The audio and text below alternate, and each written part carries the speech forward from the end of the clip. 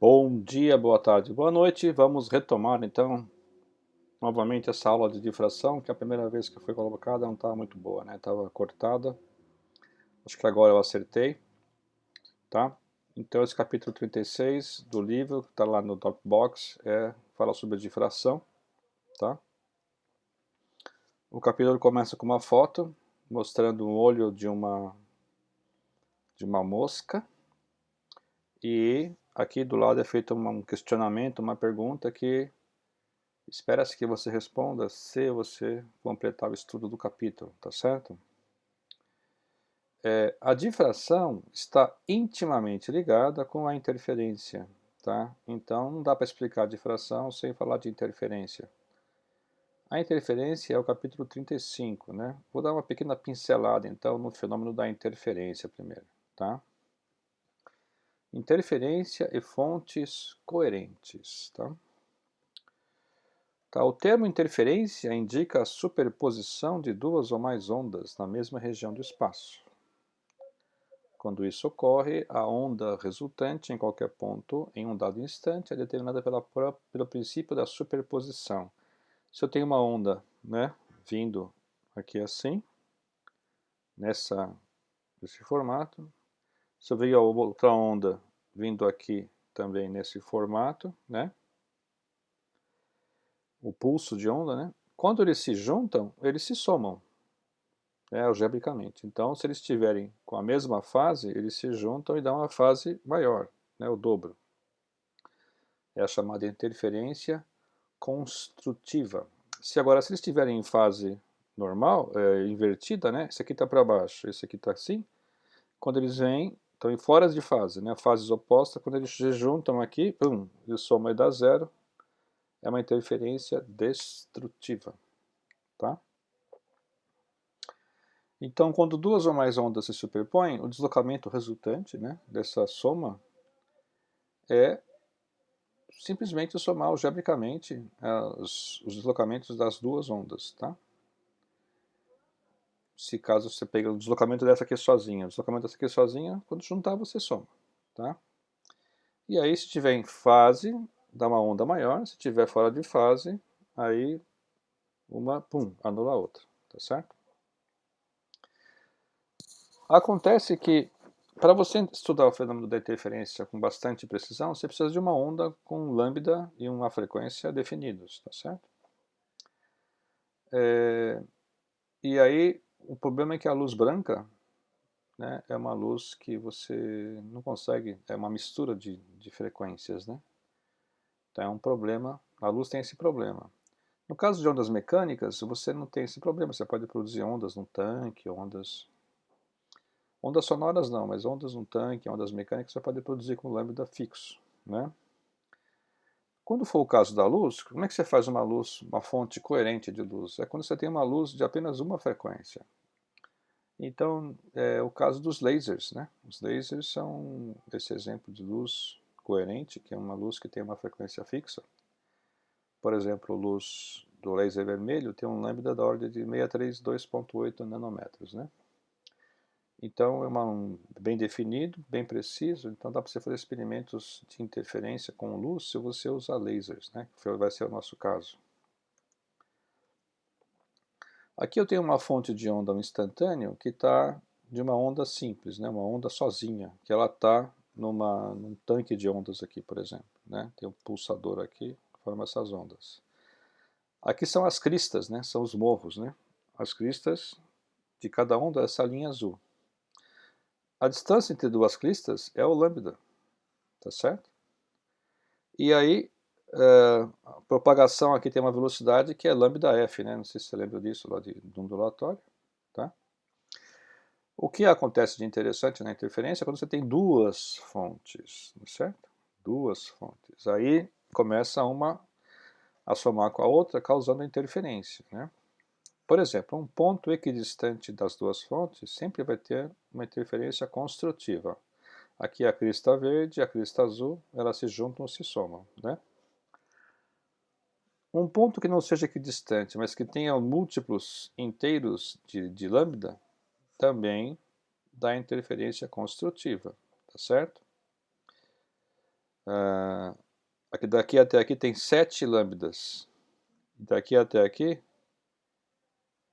tem 9 lambdas. E aí, então, 9 menos 7 é 2 lambdas, número inteiro. Tá certo? Já esse ponto C, não acontece isso, né? Ele é uma crista da onda azul, mas é um vale da onda verde. Aí, aqui a interferência vai ser destrutiva. Tá? Destrutiva. A onda vai desaparecer nesse ponto, por um instante. Tá? Então, aqui, mostrando de uma maneira mais visual, né? Se a diferença de caminhos, num certo ponto, for múltiplo inteiro de lambda, aqueles se chegam e aqueles se somam, né? Tem que ser a diferença de caminhos, tem que ser m lambda. Entretanto, se a diferença de caminhos for quebrado, né, do lambda, aí a coisa complica, né? Por exemplo, aqui eu tenho 9,75 lambdas, e aqui eu tenho 7,25 lambdas. A diferença dá metade de 2,5 lambda, né? Não é o número inteiro aqui. Então esses múltiplos de meio, né? 1,5, 2,5, 3,5, né? 1 inteiro mais meio, aí a interferência vai ser destrutiva. Uma onda vai estar no vale e a outra no pico, né? No vale embaixo e a outra no pico, quando se soma, certo? Tá? Então a interferência é destrutiva. Perceba então que a interferência depende da diferença de caminhos entre as duas fontes. Se a diferença de caminhos for número inteiro de lambdas, a interferência construtiva. Se for número inteiro mais meio, a interferência é destrutiva e aí a onda se cancela naquele ponto. Então aqui eu tenho um experimento, né, isso aí chamado experimento de Young, né, que foi feito no século XVIII. Aqui no início era uma luz que não era monocromática, que eles não tinham como fazer isso. Aí tinha essa fenda aqui para você polarizar a luz, para melhorar um pouco a experiência, tá? Mas na verdade hoje em dia você não precisa mais dessa fenda, você tem luz monocromática direto aqui. E aí, atuando aqui nessas duas fendas, elas vão ser como se elas fossem novas fontes de luz, tá certo? E aí, então, aqui tem uma fonte, aqui tem outra, e aí você vai ter, então, a interferência aqui entre elas, tá? E aí você vai enxergar aqui os padrões, né? Nessa posição, por exemplo, a diferença de caminhos é múltiplo de lambda, que aqui é bem brilhante, brilhante, brilhante. Todas as partes que são brilhantes são interferências construtivas. A parte escura é interferência destrutiva, tá?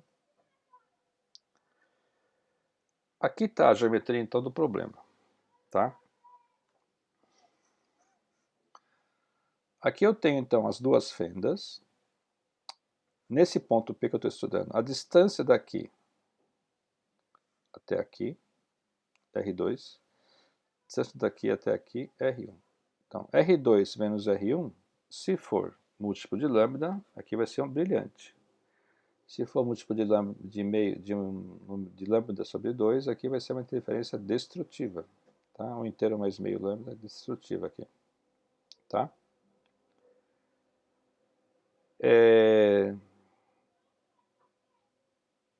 Nessa geometria que está aqui, é meio complicado de analisar esse problema. O que acontece? Em situações reais, essa distância R aqui, essas fendas estão muito próximas, milímetros aqui. Esse R aqui é muito grande, é metros, tá? Então, como esse R é muito grande, aqui, próximo das fendas, essas duas linhas vão ser praticamente paralelas, tá? Praticamente paralelas. E aí acontece, quanto que é a diferença entre R1 e R2? Se você colocar duas paralelas aqui, a diferença é esse pedacinho aqui, ó, tá? Esse pedacinho aqui, que se aqui é θ, aqui também é θ, o cateto oposto é de seno θ, tá?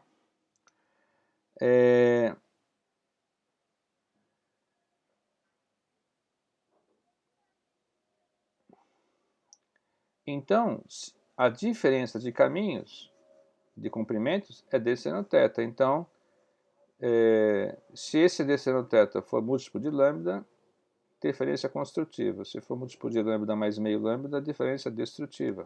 Tá certo?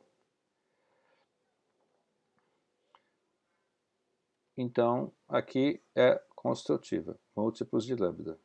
Tá? E aqui é destrutiva, múltiplos de lambda mais meio lambda.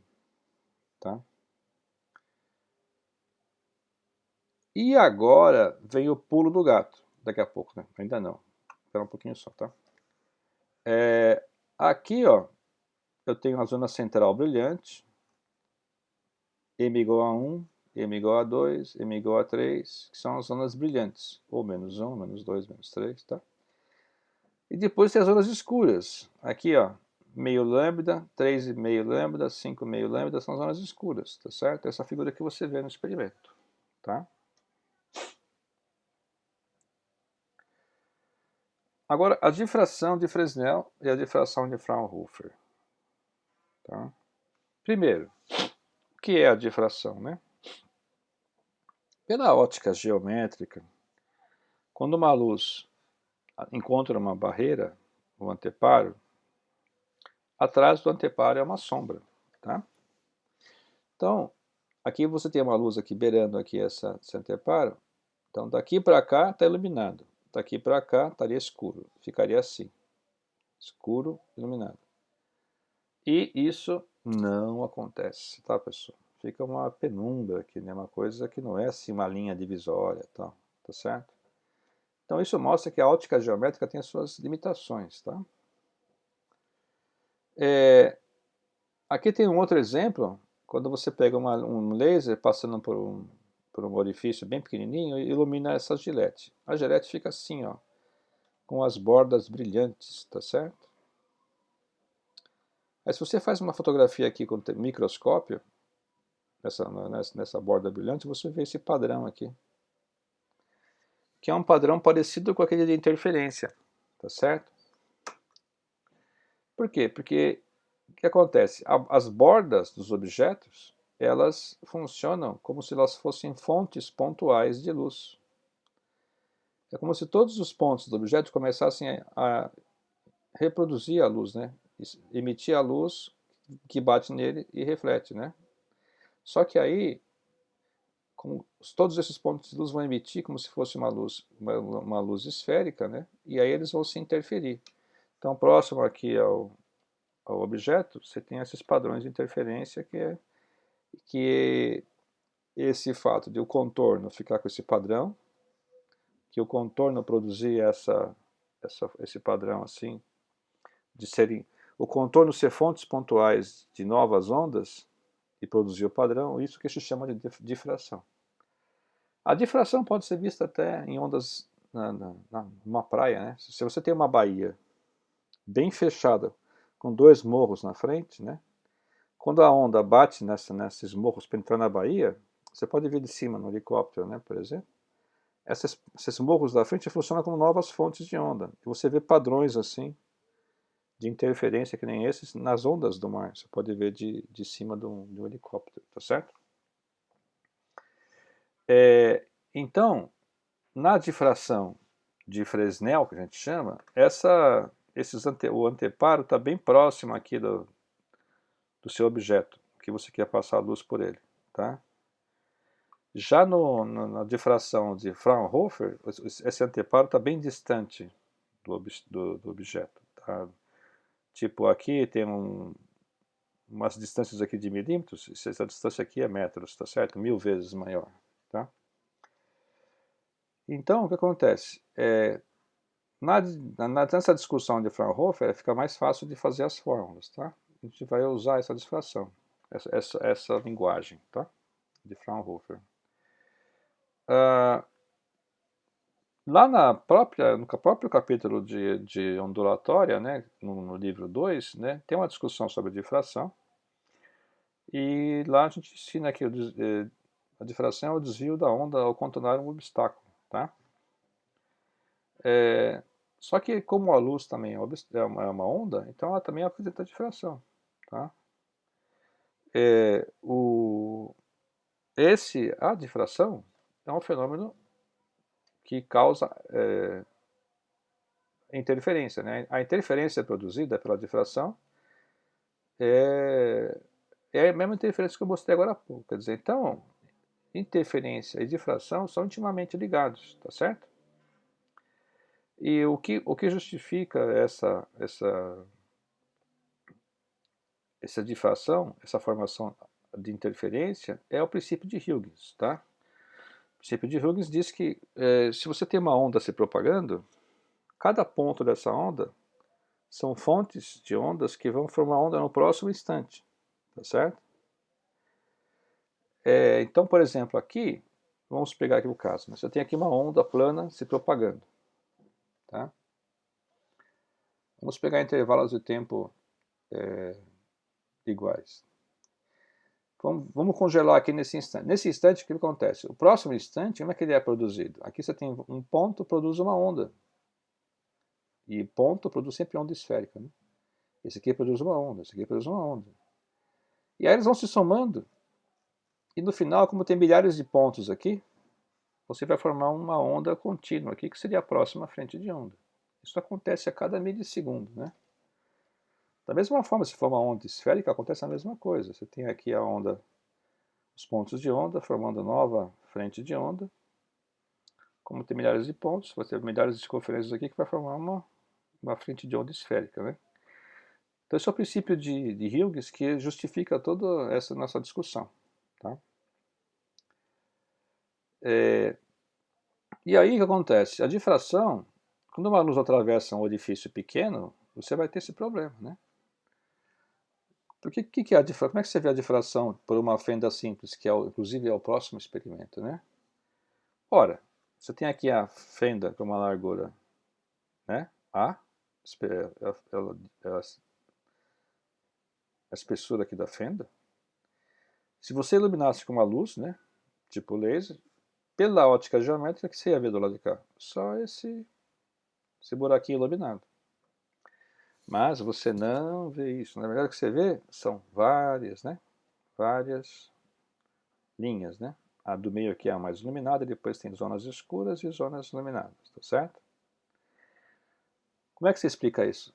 Cada pedacinho aqui da fenda é uma nova fonte de luz, né? De acordo com o princípio de Huygens, né? Que vai emitindo para todos os lados, e aí esses pontos de luz emitem, e aí começa a interferência, né? Então aqui pontos que interferem construtivamente ficam iluminados, pontos que interferem destrutivamente ficam escuros. Então, o que explica esses padrões claro e escuro é a interferência, tá? Como é que você vai localizar a franja escura, tá? Nós vamos fazer algumas hipóteses aqui. Primeiro, aqui nós colocamos aqui uma largura da fenda bem grande, tá bem exagerado isso aqui, tá? A fenda é bem fininha, tá? A espessura dela. Aí cada ponto dessa fenda vai ser uma nova fonte de onda, tá? E aí o que acontece? Você pode ter o seguinte, você pode ter uma fonte aqui, uma tela bem perto, aí os raios que cada pedacinho aqui dessa fenda formar, vão se encontrar aqui para formar uma interferência construtiva ou destrutiva, né? Não sabemos, mas nessa configuração aqui, que é a difração de Fresnel, é mais difícil de analisar, tá? Agora, se essa tela estiver bem longe, aí você pode assumir que praticamente esses raios vão ser paralelos aqui. Vai ficar mais simples de analisar. Nós vamos descobrir então onde está a posição do escuro, a primeira franja escura, com essa abordagem aqui, tá? De Fraunhofer. Então é aqui, ó. Eu vou supor que estão dois pontos. Um ponto aqui no topo, emitindo uma luz, e outro aqui no meio, tá? Eu vou fazer para esses dois pontos, mas é arbitrário aqui. Qualquer ponto que você quiser dá a mesma coisa. O que acontece? Da fenda até o anteparo tem uma distância x, né? Acho que lá no, na difração circular eu chamei de L, acho, tá? E aqui, a primeira posição do primeiro escuro, chamei de Y. Na difração circular eu chamei de R1, acho que é R1, tá? O que acontece? A luz, essas duas luzes saem aqui. A linha de cima é o R1, a linha de baixo é o R2. Se a diferença entre R1 e R2 for múltiplos de lambda sobre 2, tá certo? Aí você vai ter um escuro, tá? O ponto escuro, tá? O que eu vou fazer agora? Agora eu vou ampliar isso aqui para calcular essa diferença de caminho, né? Supondo que essas duas linhas sejam paralelas, que é uma boa aproximação, né? Aqui nesse desenho, isso aqui é quase paralelo, né? Imagine na vida real que isso aqui é 1000 vezes maior do que esse aqui, tá? Então, tranquilo, né? Então, se eu ampliar aquela região ali, o que acontece? Aqui está o R1, aqui está o R2, aqui é o ângulo θ, que é igual a esse, né? Alternos internos, tá? A diferença entre essa linha e esse pedacinho aqui de nada. Cateto oposto é seno, né? É o A sobre 2 seno θ, tá? Esse A sobre 2 é o cateto, mas o cateto e a hipotenusa são praticamente do mesmo tamanho, tá? Então, se A sobre 2 seno θ for múltiplo de lambda sobre 2, a interferência vai ser destrutiva, tá certo? E agora que vem o pulo do gato. Você vai usar isso em todos os problemas de difração, interferência, o que você quiser. É sempre usado, o raciocínio é sempre o mesmo. Qual que é o raciocínio? É assim, ó. Isso é muito importante, tá? Esse θ aí no desenho, ele é muito pequeno. Por quê? Porque isso aqui essa distância aqui é pequena e esse x é muito grande, tá? Se o x é muito grande, e esse que você mede aqui é pequeno, né, esse y que você mede é pequeno, comparado com o x, né, isso aqui é milímetros, isso aqui é metros, né, esse θ é muito pequeno. Quando o θ é muito pequeno, você pode trocar o seno pela tangente, né? Você pode fazer a conta aí, pega o ângulo de 5 graus, calcula o seno e a tangente, são quase a mesma coisa, difere na quarta casa, tá? Então, em vez de escrever A sobre 2 seno, eu vou escrever A sobre 2 tangente. Vou cortar esse 2 e vou aplicar a definição de tangente. Qual que é a definição de tangente? Cateto oposto pelo adjacente. Então, tangente de θ, cateto oposto pelo adjacente. Então, em vez de escrever seno aqui, eu vou escrever tangente. Em vez de escrever tangente, eu vou escrever y sobre x. E aí, o que acontece? Esse A, né, que está aqui, cancelei o 2.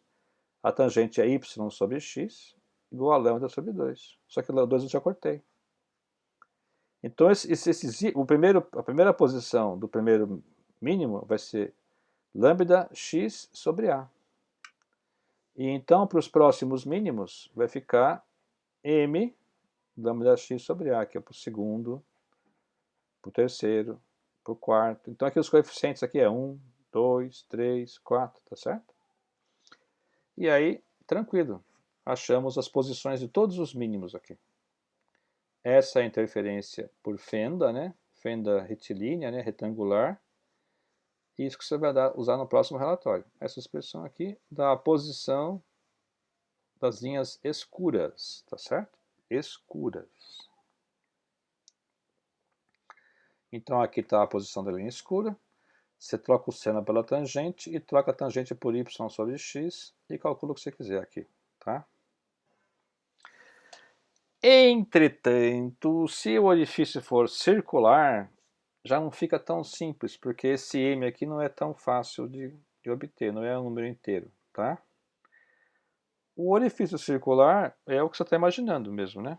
Você tem aqui um anteparo com um buraquinho circular pequenininho. Essa que é a experiência de agora, tá? E aí, você projeta isso numa tela, você vai ver essa foto, que foi a foto que foi mandada para vocês, uma coisa assim, tá? Essa distância aqui é L, que é mais ou menos 7,5 metros, tá? E a posição aqui das ondas escuras é R1, R2, R3, para você achar os raios escuros, tá certo?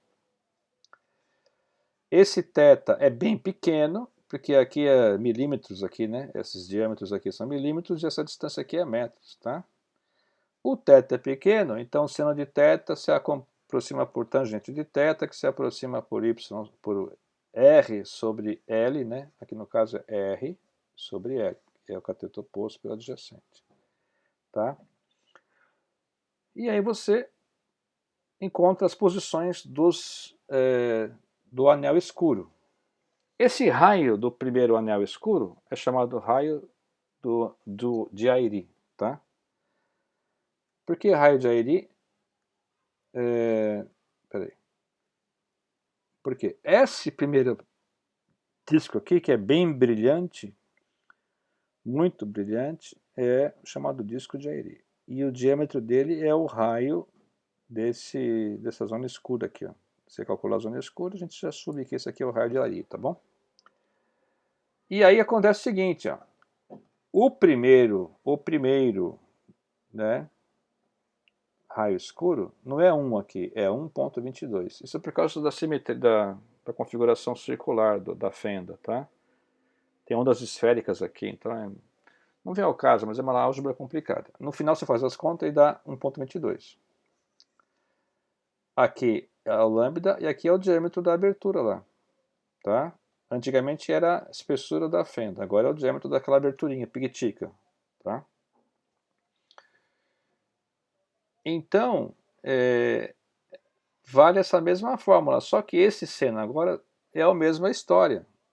Aproximação, pulo do gato é o mesmo. Você troca o seno pela tangente, a tangente é o cateto oposto para o adjacente, o oposto está lá na parede, que é o raio, e o adjacente é o comprimento L, né, que é 7,5 metros. Então, isso aqui é 1,22 lambda sobre D. Se eu quiser o D, que é o diâmetro da fenda lá, do orifício circular, eu isolo aqui, dá isso aqui. Então, para o primeiro raio escuro, você usa isso aqui.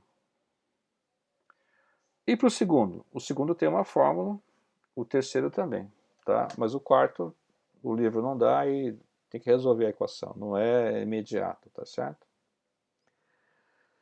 Como você quer bastante dados para D, você também pode usar os raios dos anéis claros, né? Da zona clara. Também tem uma fórmula, tá? Que são essas que estão aqui embaixo, tá? Seno de θ, R1 sobre L, que R2 sobre L igual a isso, R3 sobre L igual a isso. Só que isso aqui são para as zonas brilhantes, tá? Os raios brilhantes. E esse disco central brilhante, chamado disco de Airy, em homenagem ao Sir George Airy, tá? Bom, então, retomando, se aplica essa fórmula, depois essa para os raios escuros, depois não, deixa eu voltar aqui. Se aplica essa fórmula, essa e essa para os raios escuros, depois essa e essa para os raios claros, trocando o seno por R sobre L, tá? O que você vai encontrar? Você vai encontrar o diâmetro deste buraquinho pequitico que é a fenda circular, né? Isso aqui é um slide, sabe slide, aqueles slides que tinha projetor de slide? Um slide preto, carvão preto, e tem só um buraquinho minúsculo aqui no meio. Aí você faz o laser incidir bem aqui, aí do outro lado da sala você tem esse padrão aqui, tá? Então aqui é importante, é o raio, tanto da zona escura quanto da zona clara, o raio, tá? Lá o R1 claro é o raio do primeiro claro aqui, tá? Esse aqui do meio não conta. Primeiro claro, segundo claro, terceiro claro, tá? Aqui é L, que é a distância de 7,5 metros mais ou menos, e aqui são os raios, tá?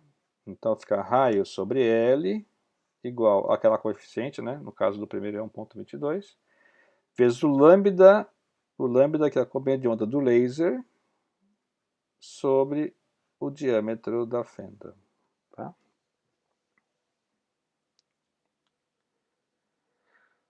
Vamos fazer um exemplo. Tá? Eu tenho uma luz monocromática de comprimento de onda igual a 620 nanômetros, passa por um orifício circular com diâmetro de 7,4 micrômetros. A figura de difração resultante é observada sobre uma tela situada a 4,5 metros, é o L, né? Qual é o diâmetro do disco de Airy? O diâmetro do disco de Airy é o raio do primeiro círculo escuro. Então é o R1, tá? Então aplico a fórmula do primeiro raio, que é essa aqui, né? E coloco os dados. Distância L, 4,5. A constante está aqui. O lambda, 620 nanômetros, está aqui. E esse o diâmetro do orifício, 7,4 micrômetros. Fazendo a conta, obtenho um R de 0,46 metros. Né? 46 centímetros vai ser o diâmetro do disco de Airy. Tá? Vou fazer mais um exercício. A distância entre dois satélites é uma altitude de 1.200 km. Olha, do superfície até o satélite, 1.200 km. Distância entre eles é 28 km. E eles enviam ondas de micro-ondas, cujo lambda é esse aqui, para uma antena. Qual é o diâmetro necessário, pelo critério de Rayleigh, para que uma antena, né, em forma de prato, seja capaz de resolver as duas ondas transmitidas por eles, tá certo? O critério de Rayleigh fala para você usar, né, um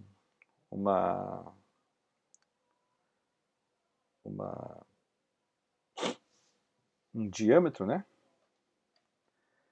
maior do que o mínimo, né? Porque no disco de Airy, que é o mais brilhante, ele é todo, lá está tudo, né? Se as duas ondas caírem dentro do disco de Airy, fica lá misturadas, você não vai resolver isso, tá? Vai ficar tudo misturado. Você tem que ter um prato maior do que o disco de Airy, tá? Então você aplica a equação, tá certo? Você tem os dois satélites e o ponto de recepção, que é o prato da antena, formam um triângulo. O cateto adjacente, que tem que ser grande, é 1.200 km, tá? Então o groteto é pequeno. Você pode aplicar a fórmula e usar esse cara aqui, tá? Então você vai ter que a distância R1 lá entre os dois satélites é 28 e o L é 1.200, que é o cateto, né? Vou encontrar então o diâmetro do orifício, que seria o prato, tá certo? E aí eu vou ter que o diâmetro vai ser 1,88 metros. Disso aí para cima você consegue resolver. Não pode ser disso aí para baixo, tá certo? Agora, imagine se você quiser ver sinais bem resolvidos a uma distância aqui de milhares de anos-luz, tá certo? Que é o que faz aqueles satélites lá, aquelas antenas que estão lá em Arecibo, lá no México, né? Para ver pesquisar a vida extraterrestre, que eles estão lá com aquelas antenas gigantescas, olhando no espaço, verificando se consegue receber sinais de rádio, sinais de televisão, algum sinal inteligente de alguma região do espaço, para provar que tem vida, não é certo? Então, como essa distância aqui é muito maior, então esse diâmetro tem que ser muito maior. Então esse diâmetro aqui é da ordem de centenas de metros. Lá tem antena lá que é gigantesca, né? Aquele monte de antenas, né? Uma atrás da outra. Já apareceu isso em vários filmes, tá certo? Então isso aqui é uma aplicação, né? Aqui também deu grande porque está procurando por micro-ondas, né? Se fosse luz aqui seria menor também, né? Porque o lambda aqui seria menor. Mas, então, espero que você tenha tido uma introdução aí, mais ou menos, sobre o que é a difração, tá? E aí, qualquer coisa, a gente está aqui disponível para tirar dúvidas, tá? Então, fique à vontade para perguntar, manda mensagem, tá ok? Vamos terminar então. Até logo, hein? Bons estudos!